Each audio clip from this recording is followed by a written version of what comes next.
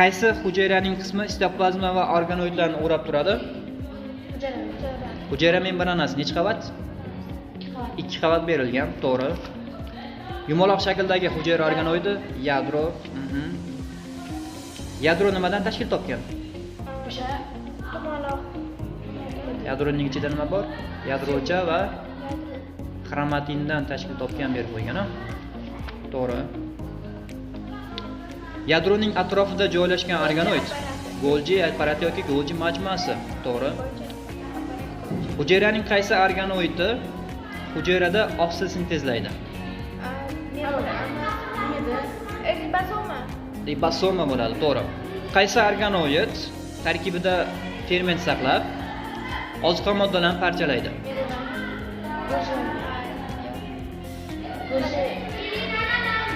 Erituvchi tarkibida ferment bor bo'lib, lizosoma bo'ladi, to'g'ri. Qaysi organoid energiya stansiyasi ATF ishlab chiqaradi, energiya hosil qiladi? Nima ketardi? Mitoxondriya bo'ladi, to'g'ri. Qaysi organoidning vazifasi ichiga mahsulotlarni hujayraning turli qismlariga yetkazib berish ishi kiradi? Endoplazmatik to'g'ri.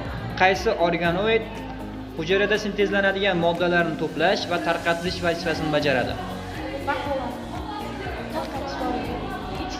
To'plash va tarqatish bo'lsa, bu Golgi majmuasi bo'ladi, to'g'ri. Odam tanasida nechta xromosoma bor? Somatikda 46 da, ya'ni 23, a jinsiy bezlarda 23 ta. Jinsiy hujayralarda 23 ta bo'ladi, bezda emas, hujayralarda. To'g'ri. Odam tanasining necha foiz suv? 60-70% suvdan tashkil topgan. Odam tanasi umumiy tirik organizmlardan. Qaysi kationning tuzlari hujayra ichidagi va tashqarisidagi suyuqlikda mavjud? Kalsiy, magniy, fosfor, kation tuzlari bo'lsa kaliy va natriy bo'ladi, to'g'ri. Organik moddalarga qaysilar kiradi? 4 ta berilgan organik moddalar.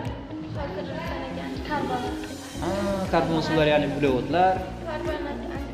Yo'q, organik modda, yog'lar, nuklein kislotalar va oksillar bo'ladi. Shu 4 tasidan qaysi biri hujayraning qurilish materiali? Oksillar bo'ladi. Oksillar. To'g'ri.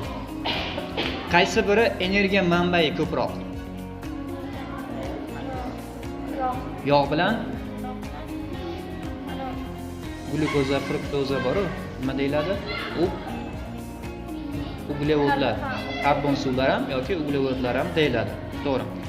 Shu 4 ta organik moddadan qaysi biri irsiy belgilarning saqlanishi, nasldan naslga o'tishini ta'minlaydi? Organik moddaning ichida. Yadro bu organoid jihatdan to'g'ri, organik moddaning ichida nuklein kislotami, oksilmi, yog'mi, karbon suvmi? Nuklein kislota bo'ladi, to'ppa-to'g'ri. Yaxshi. Xo'p, hujayrada turli moddalarni qamrab olib, hujayra ichiga o'tkazadigan, tashqarisiga chiqaradigan bu vakuola hisoblanadi. To'g'ri. Hujayraning eng muhim tarkibiy qismi?